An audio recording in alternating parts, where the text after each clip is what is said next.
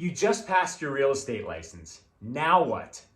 Well, here are the three most important factors that you should look for when determining a real estate brokerage to work for. I just got an Instagram message from somebody I have known for a very long time. This is somebody who I actually graduated high school with. And I got this Instagram message with excitement. You could just tell there was the sense of pride and excitement in the message. And what did it say? Well, it said she had just passed her real estate exam. So after procrastinating for over a year, thinking about doing it, she just passed her real estate exam, and she was just filled with excitement.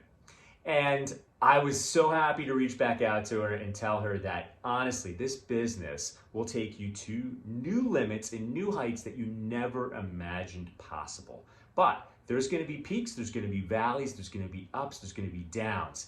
And I personally feel there's three important things that you need to look for in a real estate brokerage that you're going to associate with that will help shorten the learning curve and get you up and running with more confidence and allow you to succeed faster.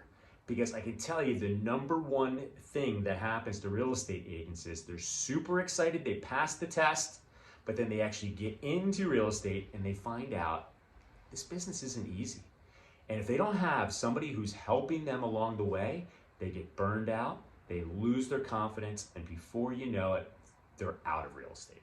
I don't want that to happen to you. So these are the three things you need to look for when determining the real estate brokerage you're going to work with. Number one, you need support.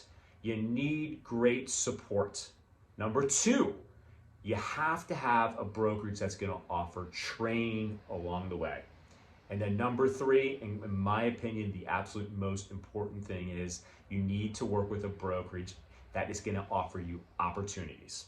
So let me break down all three of these. Number one, support. So when you're in real estate and you're new, you need to associate with a brokerage that has people in place to answer your questions. You're gonna have questions. Some brokerages offer a mentorship. Some of them have a real estate manager in place. Others have a broker in place. And then even other companies typically do your team model where they actually have staff in place in addition to all those other people to help answer your questions 7 days a week. That's what we've developed here at Atlantic Shore Sotheby's International Realty. We have myself, a broker, we have a sales manager, and then we have staff that's here 7 days a week to help you write the contracts, answer any questions that you might have along the way. So number one, support. Number two, training. It's one thing to take all of your pre-licensing courses and then pass the test. That stuff is what you need to be compliant with the state to get the real estate license. But when it actually comes to knowledge about how to help buyers and sellers succeed in the world of real estate, you need constant training. You need to have a program, a plan that will take you from new to another level of, say, 24 homes a year. A lot of people like to go from $0 to $100,000 in income a year. But it's one thing to say, all right, earn this here, sell this many homes there, but if there's not a training plan in place, it's gonna make it very difficult for you to do that. So look for a company that has great training. And then number three, as I mentioned earlier, in my opinion, the most important aspect when choosing a brokerage is, especially when you're brand new, is you gotta associate with a brokerage that's gonna offer you opportunities. And what is an opportunity? An opportunity is a lead, is a client, is a customer, is a listing for you to do an open house on to then generate customers and clients.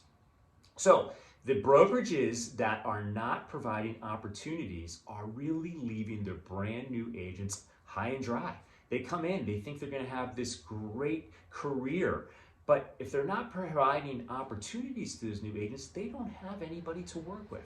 And I've always said this, you could be the best real estate agent in the world, but if you don't have anybody to work with, buyers or sellers, it doesn't mean anything.